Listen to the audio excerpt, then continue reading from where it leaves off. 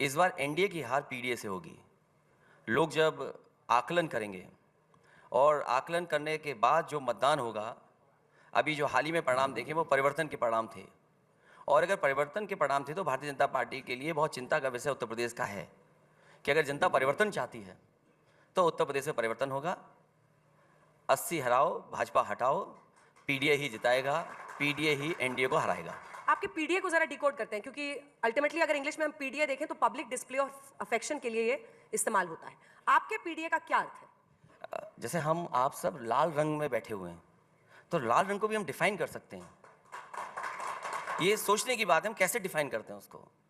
जो लोग आज़ादी के बाद से जिनका योगदान बहुत रहा है, जिसको लेकर के भारतीय जनता पार्टी नारा देती है, सबका साथ सबका विकास।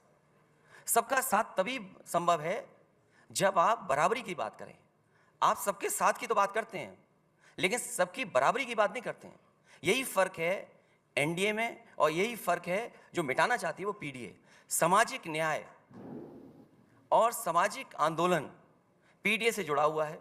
इसीलिए समाजवादियों ने कहा कि जाति जनगणना होगी तो सामाजिक न्याय मिलेगा, और सामाजिक न्याय ही आने वाले चुनाव में परिवर्तन लाने जा रहा है। अखिलेश जी, 5 राज्यों के चुनावी नतीजे आए। सिर्फ एक तेलंगाना में कांग्रेस पार्टी ने जीत हासिल की। हिंदी पट्टी के सभी राज्यों से अब कांग्रेस पार्टी हट गई है। हिमाचल, तेलंगाना, कर्नाटका, 3 राज्य उनके पास है। कास्ट सेंसस पर यह सबसे बड़ा चुनावी नतीजा है, ये बीजेपी कह रही है। इसकी काट आप, क्योंकि मैनिफेस्टो तक में कांग्रेस पार्टी ने राजस्थान में कह दिया था, एमपी में कह दिया था कि हम कास्ट सेंसस कराएंगे। इसके बावजूद ज्यादा ओबीसी वोट बीजेपी की तरफ, महिलाओं का वोट बीजेपी की तरफ जाता हुआ दिख रहा है। इसमें कास्ट सेंसस के लिए क्या संदेश छिपा हुआ आप देखते हैं? मैं परिणाम दूसरी तरीके से देखता हूं, और जैसा मैंने पहले कहा, तेलंगाना में उम्मीद नहीं थी लेकिन परिवर्तन हुआ। मध्य प्रदेश में क्योंकि भाजपा की सरकार थी, अगर कांग्रेस पार्टी ने साथ ले लिया होता तो परिवर्तन और परिणाम दूसरे होते। राजस्थान में परिवर्तन हुआ है, छत्तीसगढ़ में परिवर्तन हुआ है। तो ये चुनाव का संदेश परिवर्तन का है। और जहां तक जाति गणना का सवाल है, क्योंकि आप कांग्रेस पार्टी के लेकर के कह रहे हैं, इस देश की जनता, जो जागरूक लोग हैं, वो ये जानते हैं कि जाति गणना अगर किसी ने रोकी थी तो वो कांग्रेस पार्टी ने रोकी थी। कांग्रेस पार्टी अगर चाहती तो आज़ादी के बाद जाति गणना होती रहती। जो मंडल कमीशन बनाया वो 1931 के जो आंकड़े थे उसको लेकर के हुआ है। तो कांग्रेस पार्टी को लेकर के चिंता का सवाल था, विषय उनका नहीं था, लेकिन उन्होंने उस मुद्दे पे आए। तो ये सबसे बड़ा लोकतंत्र का मैं चमत्कार कहूंगा कि कांग्रेस पार्टी भी अब जाति गणना की बात कर रही है। और अगर इसी तरह बात चलती रहेगी, लोगों को हम समझाने में कामयाब होंगे, तो पीडीए ही एनडीए को हराएगा। ऐसा लग रहा है कि अखिलेश जी आजकल कांग्रेस पार्टी को भी आंखें दिखा रहे हैं। नहीं, अगर मेरी बातचीत से लग रहा हो कि आंख दिखा रहा हूं तो नहीं होगा ऐसा। मैंने कोशिश की है कि अपनी बात को रखूं, और कांग्रेस को कोई आंख नहीं दिखा रहा। कांग्रेस ने परिणाम देख लिया है, अब सबको साथ लेके चलेंगे।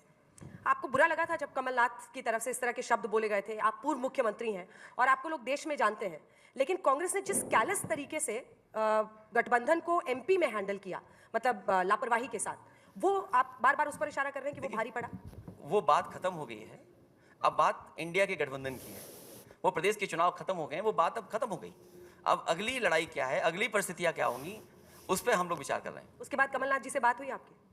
मेरी बात नहीं हुई।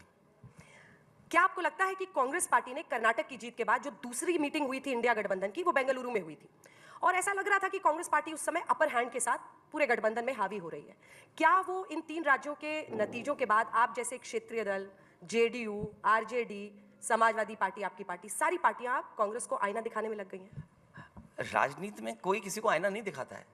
जनता सर्वोपरि है। जनता जो चाहती है वो बात हम लोग को कहना पड़ेगा। अगर जनता को पसंद है पीडीए, तो हम पीडीए की बात करेंगे। जो जनता को एक जमाने में अच्छे दिन पसंद थे, लेकिन वो कथनी थी, वचन नहीं था। अगर बीजेपी का हम आकलन करेंगे तो उनका केवल कथन था, नारा था, वो उनका वचन नहीं था। तो क्या अच्छे दिन आ गए? तो ऐसे आपकी बात पे लोगों को भरोसा हो जाएगा। वो तो कह रहे हैं मोदी की गारंटी अब चलेगी। कर्नाटका में कांग्रेस ने गारंटी शुरू की, अब वो कह रहे हैं मोदी की गारंटी पर जनता भरोसा करती है। इसका क्या काट है आपके पास? देखिए, बीजेपी दूसरे का नारा, दूसरे की अच्छी चीज को अपनाने में बहुत समझदार पार्टी है। अगर उनकी गारंटी है तो बीजेपी की ये भी तो गारंटी है, महंगाई की गारंटी है, बीजेपी की बेरोजगारी की गारंटी है, बीजेपी की डीजल पेट्रोल की महंगाई की गारंटी है। आपके किसान को जो गारंटी का वादा किया था कि आय दोगुनी हो जाएगी, क्या वो गारंटी पूरी हो गई? आपने किसानों को जो और सुविधाएं देने की बात कही थी कि फसल बीमा से आपको लाभ मिलेगा, क्या वो गारंटी बीजेपी की पूरी हो गई? तो सवाल यह है कि गारंटी कौन सी गारंटी? बीजेपी अगर है तो महंगाई की गारंटी है, चीजें बिकने की गारंटी है। आपके जो पीडीए के लोग हैं उनके साथ धोखे की गारंटी है। दिखाएंगे कुछ, देंगे कुछ, होगा कुछ। महिला वोटर्स में